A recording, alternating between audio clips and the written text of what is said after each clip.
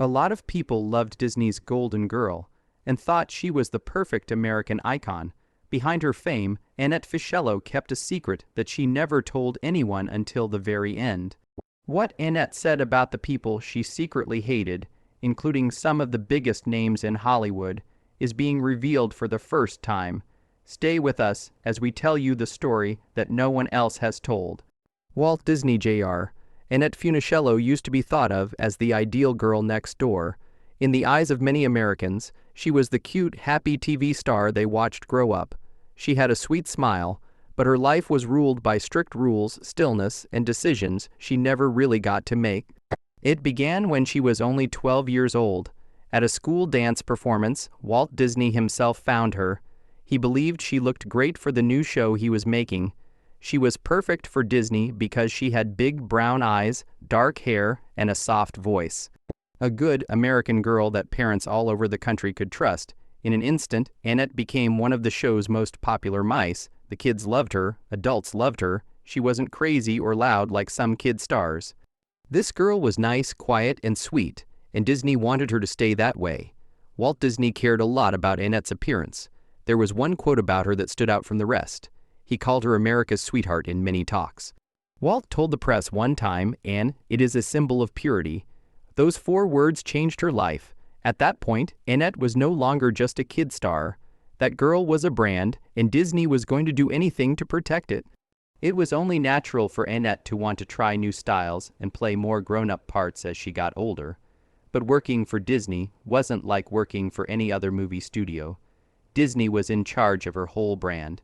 She needed permission for everything, even small things like changing her hairstyle, not only from her manager, but also from the company and, well, Mart himself. It didn't matter how old she was, Annette had to ask ahead of time if she could wear her hair curled instead of straight. She had to ask for permission to get bangs. It wasn't just her hair that she was controlling. The clothes she wore were also picked with care to make her look good. They never let her wear anything too showing. People made her wear one-piece swimsuits or long-sleeved tops even at the beach, where other girls her age wore bikinis. Dating was also a problem. Annette was in her teens.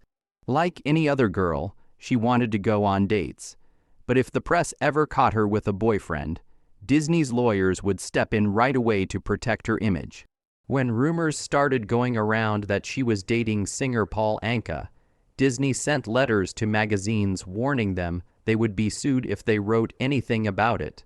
People thought Annette was a great girl. She was stuck in a life where she couldn't even go out to dinner with someone without putting her job at risk. Her agent often asked her to be in movies that would help her break out of the Disney good girl image. When she did want to take a chance, Disney always told her the same thing. She wasn't allowed to play bad guys, though. Some of her co-stars were her real-life boyfriends, but she couldn't kiss them on screen. Annette must not have grown up in Walt Disney's mind. He wanted her to not change at all. It was a nice little girl who never did anything wrong or changed. Annette followed all the rules for many years. There was a smile on her face. They told her what to wear. She didn't go on interviews that could get her in trouble. She knew this life wasn't really hers, though. During one meeting with Walt Disney, everything became clear. Annette was working on the Beach Party movie series at that point. She felt like she might finally be able to show a more grown-up and real side of herself. But Disney had something else in mind. Walt Disney gave her a gold ring at that meeting. The band had only one simple design on the inside, the letter A. It was meant to be a gift to show how close they were, but it was clear what it really meant. Disney loved her so much that he didn't give her that ring. He gave it to her to tell her, "You belong to us." Annabelle used one powerful phrase to describe her life during those years. It wasn't thanks, it was a diamond jail. It looked beautiful from the outside. She was famous, successful, and rich, but she didn't own any of it. Not really. She lived in a beautiful picture that someone else made for her, and I couldn't find the key to get out. Walt Disney wasn't mean in the way that people think strong men should be mean. That made things even worse. He didn't yell at her. He didn't make her afraid. He did something even worse instead. He laughed. His control wasn't rough or loud. It was polite, quiet, and hard to fight. In her secret notebook, Annette called Walt Disney the Magic Man. In her last years, people around the world saw him as the person who made kids happy and joyful. but to her, he was the one who made her feel like she wasn't herself. But Annette's sadness didn't end with Disney. She later said, "He didn't love me, he loved my image." The next hurt even more because it was so close to home. Betrayal. Hey, Frankie Avalon. The pictures about beach parties looked like fun to most people. Sunny beaches, teens dancing, surfboards, fun times, and catchy music. A lot of people had grown up watching Annette Funicello and her charming co-star Frankie Avalon. They were in the middle of it all. But behind the happy music and bright colors, Annette had a very different experience making those movies than what people saw. It wasn't freedom. It wasn't a new start. There was no acting at all. It was the same kind of box that Disney had made for her. This one, though, came with a smile. She thought that these movies would finally help her grow up. She was excited about the chance to play more mature parts after years of being pushed around by Disney like a child. Beginning with Beach Party in 1963, the Beach Party movies seemed to be her big break. No more silly songs and poodle skirts. She could show that she was a woman now. Not only did everyone remember the Musketeer, but Annette also knew the truth right away. These movies were not at all about her. They were about Frankie. There was already a name for Frankie Avalon, America's teenage dream. His hair was pulled back, and his voice was soft. He put Annette next to him on camera to make him look better. She was just there to make him look nice. She didn't get to learn about any new personalities. She didn't get any exciting parts. On the bleachers, she was there to smile, laugh, and be the nice girl. Afterward, she would write the best words to describe it. "It wasn't my job to act. I was just a toy." One story really shows how stuck Annette felt in those movies. Annette finally got the guts to try something new on one of the shoots. She liked how the other women in the movie wore two-piece bikinis, so she did too, so she did it. She thought it would help her show that she was growing up and stop being such a good girl. It was true. The director said yes. He agreed with her choice. It made Annette happy. She thought it was a big step even though it looked like a small one. Then Frankie Avalon came along. Frankie walked into the changing room, grabbed the bikini, and threw it away without saying a word. After that, he looked her straight in the eye and said, "You're Annette, not Jane Mansfield." Jane Mansfield was famous for being sexy and brave. That's not what Annette was meant to be like. Frankie made sure she stayed that way. She was given a full-body wetsuit that went from her neck to her knees the next thing she knew. She wore that instead of the bikini for the scene. Annette tried not to show her anger. She told herself at the time that Frankie might have been just trying to keep her calm. I guess he thought he was being helpful. She learned the truth over the years, though. It wasn't a defense. It was power. Frankie didn't want her to stand out. He wanted her to stay in the background, being pretty and safe, while he was the center of attention. What hurt Annette the most was when she got pregnant while shooting one of the later Beach Party movies. A woman's pregnancy should be a special and beautiful time in her life. Annette was both happy and scared. She knew it would be hard to work on set while she was pregnant, but instead of help, she was betrayed. The same Frankie Avalon who smiled and hugged her in public told the directors to cut down on the close-ups of her behind her back. Why? Because, as he put it, she's not pretty anymore. The hurt from those 4 words was worse than any abuse she had ever heard. Because she was carrying life, she wasn't pretty. Because she wasn't skinny enough to fit Frankie's ideal on-screen picture, she wasn't pretty. Something inside her broke when she heard that comment. Not because she wanted to be liked by men, but because it showed how little he cared about her as a person. Frankie Avalon was still seen as the perfect co-star by the public, even though she wrote later, "He didn't need to yell at me. He just had to smile for the cameras and then look at me like I was a shadow blurring the frame." When people asked him about Annette, he would smile and say, "I loved her like a sister." But Annette didn't believe him for a second. It was clear from her angry answer. If I were his sister, he would have pinned me to the stage just to stay in the middle of the frame.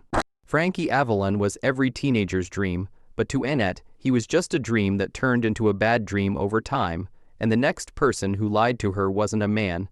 It came from Cindy Fab, another woman. If there was anyone on TV who was as pretty, charming, and well-known as Annette Funicello, It was Shelley Fabares. They were both like the American dream, but in different ways. They were lovely, smart, and bright young women who seemed like they would make great friends both on and off screen. People loved seeing them together.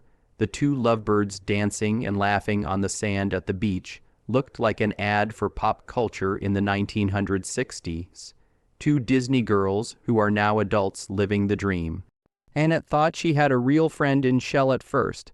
In the beach party movies, they worked together. They both went to the same events. In all the press pictures, they smiled as if they had been best friends since they were kids. But soon enough, the truth came out. Annalise saw something. Shelley was always close by when there was a director on set, whispering to someone who was standing behind the assistant and in the best place to hear the director. It wasn't just an accident, they had a plan. Later, Annette wrote, she was always whispering near the director. It didn't take yelling or fighting, just a quiet whisper at the right time, just a soft word in the right ear. Over time, Annette understood that Shelley wasn't just trying to beat her. Annette remembered one moment more clearly than the others. They were filming a scene on the beach, and Annette had to run across the sand while the cameras were rolling. The sand was uneven, so she lost her balance and fell hard, scraping her knees and hands on the ground. Blood was running down her leg. The film crew stopped for a second. Some rushed to help while others just stood there in shock. But Shelley laughed. Not just a giggle, she laughed out loud and said, "Give her an Emmy." It wasn't a joke between friends, and Annette didn't find it funny. After the show was over, Shelley sent flowers to Annette's dressing room with a card that said, "You've always been my inspiration." It was embarrassing because she was hurt and embarrassed, and her friend was making a big deal out of it, as if Annette's pain was funny and should be laughed at. Annette kept that card for decades, not because it was nice, but because it was fake. She kept it to remind herself that you should never trust people who say nice things while they hurt you. But the worst betrayal didn't happen on the beach. It happened later, away from the sand, behind closed doors in Hollywood. Annette was offered a lead role in a TV drama. This was her chance to be more than the Disney girl everyone thought she was, a sweet, obedient girl. It was her chance to show that she was a real actress who could do serious work. But just as she was about to sign the contracts, the phone rang. The producers had changed their minds. Shelley is smarter and more mature, so we're going with her. No one had to explain what happened. Annette already knew that Shell had been whispering again, talking to the right people, and setting herself up to steal the chance. She didn't have to talk to Annette or confront her. She just did it quietly and well. She was so upset that she broke a mirror in her dressing room that night. She wasn't just upset about losing the part. She was also upset about losing herself. Every time she tried to grow beyond her nice girl image, someone would pull her back down and tell her of her place. Shell's betrayal didn't come with yelling. It came with flowers, smiles, and soft-spoken lies. And the pain didn't go away after that. It just started a new chapter where love would become the next wound. Paul Anka, of all the heartbreaks Annette Funicello had, the one with Paul Anka left a scar deeper than most people ever knew. It wasn't loud. At the time, it wasn't crazy enough for the tabloids. It was the kind of betrayal that breaks you when no one is looking. Their story seemed like the perfect teen romance. They were both young stars with names that everyone loved. Annette was America's sweetheart, and Paul Anka was the singer that every girl had a poster of in their room. Then came the soft, sweet, and emotional song Puppy Love. Because Annette knew Paul, everyone thought it was written just for her. The idea made the news, and teenage fans went crazy at the thought of Paul singing his heart out to America's most perfect girl. People thought the song was about Annette because it helped Paul's career, so he never denied the rumors. He didn't shield her from the attention, and he didn't stop the news stories from making it seem like they were lovers who couldn't be together. Annette wasn't really herself. She was just a name used to sell more records and make people happy. But while everyone else believed the fairy tale, Annette saw it fall apart. Paul Anka was charming and good at saying the right things at the right times. For a while, Annette felt like he was different from the men she worked with in Hollywood. Because Disney wouldn't let it happen, they were only together behind the scenes. He was a singer, an artist, and someone who seemed to really understand how lonely she was. But it wasn't real. Their relationship was never fully public because Disney wouldn't let it happen. A lot of work went into making sure that Annette's public image stayed clean, free of rumors of scandal or disobedience. Being seen as in love with a famous singer didn't fit that perfect image, but Annette and Paul did spend time together behind closed doors. They had quiet conversations, tender moments, and secret birthday cards sent each other between shows. But Annette felt like she was always being watched and her time was stolen. At first, it was exciting for her because she thought she might have finally found someone who wasn't controlled by Disney and saw her as a woman, not just America's good little girl. But she was wrong, and the truth would break her in the worst way. It wasn't in front of cameras that they had their worst moment together. It was in a quiet backstage room in Palm Springs. It was Annette's birthday, and she had just given Paul a handwritten card. It wasn't anything big, just a small part of her heart hoping for something real in return. Then she saw him. Paul was flirting and laughing with a blonde model while he didn't even notice that Annette was in the room. He didn't even try to hide it. Annette didn't cry right away. She just stood there in shock. That night, she went back to her room and pulled out a stack of love letters she had written for Paul that didn't smell. Letters that she never had the guts to give him, full of things she could never say out loud. One by one, she tore them up. Piece by piece, all of her hopes for him were shattered in silence. No one saw it happen. There were no photographers, and the next morning there were no headlines about it. But that was one of the clearest times in her life when her heart broke. In a 1971 interview, someone asked Paul Anka if he had ever really loved Annette Funicello. He could have been nice, given a polite answer, and moved on with grace. Instead, he smiled and said, "She's the kind of girl everyone wants to marry but no one dates." It was mean. For him, it was just a joke or a comment that didn't mean anything. But for Annette, it was heartbreaking. "It was like a blade cutting through every bit of worth I thought I had," she wrote in her diary. Annette had a hard time for a long time because people saw her as the nice girl, the sweetheart, and the person you like but don't really want. She thought Paul had been her way out of that picture. Finally, with one careless word, he confirmed her worst fear. She was good enough to help someone else become famous and sell records, but not good enough to love publicly. She felt bad about herself in front of everyone. The worst part was that he never said sorry, not once, of all the times Annette was lied to. This one taught her something that she would never forget. "I loved a song more than a person." She didn't love Paul. It was the hope that one day someone would see her as a whole person and love her as such, not as a product or a Disney doll. Paul played on her ignorance. People loved his kindness, which helped him become famous. When he was done with that, he threw it away like it wasn't there. Annette learned another hard lesson about fame. In that field, women were often seen as extras and not as the main players. Pretty faces to sell albums and get ideas for songs, but they're never really a part of the story. The next lie, though, wouldn't be about love.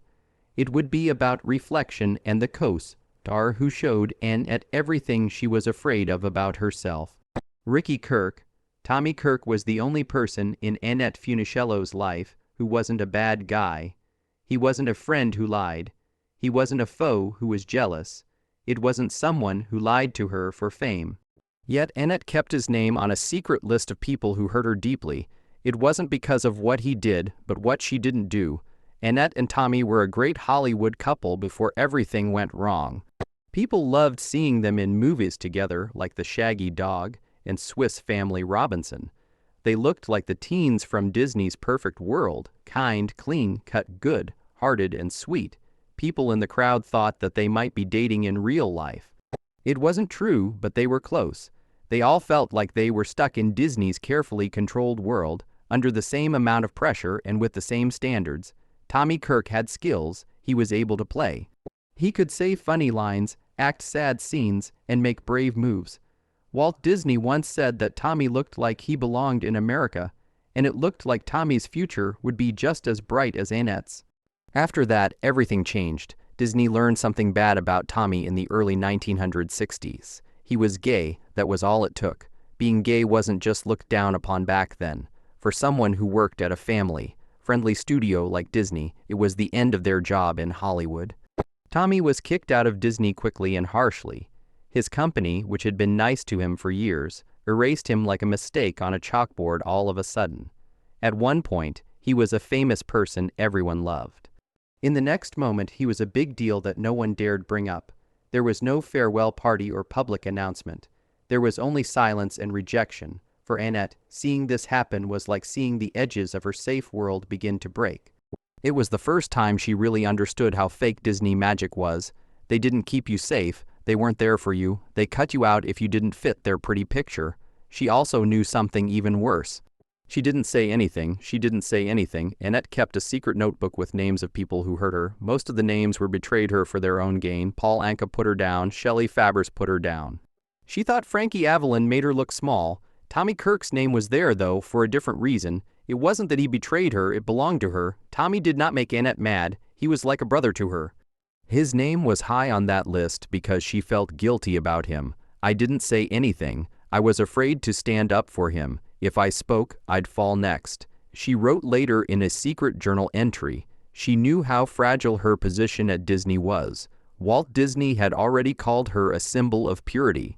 She was the studio's good girl, the perfect smiling poster child. She was sure that if she had stood up for Tommy, she would have been next. Her career would have ended before it even got started. So she smiled, kept quiet, went to filming, and never brought up Tommy's name in public. That silence would hurt her for the rest of her life. Annette felt guilty for not being kind, but out of fear. But that didn't make it any less painful. Years later, in her diary, Annette wrote, "Tommy was the crack in the Disney mirror I tried to believe was flawless." Disney sold a perfect world with songs, smiles, sunny days, and family fun. Annette had spent her whole childhood believing in it, or at least pretending to. They broke her heart when they threw Tommy away. It wasn't just that the studio lied about Tommy, she also lied about it herself. She hated how Tommy made her feel about herself, and how his name was in the news with mean things written next to it. The boy who used to make her laugh on set was now being talked about like he was a disease. But what she hated most was that she had put her career ahead of her bravery. Tommy's fall was like a mirror. Every time she saw him or heard his name, it made her think of how quiet she was. It showed how scared, obedient, and involved she was in a system that ate people alive and smiled while doing it.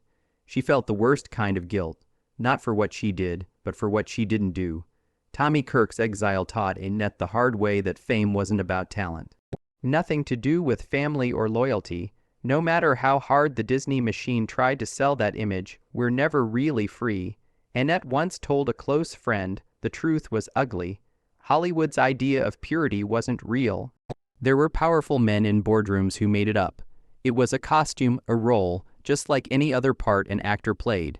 And when someone didn't fit that costume, when their truth didn't match the story being sold, they were replaced, erased, or forgotten.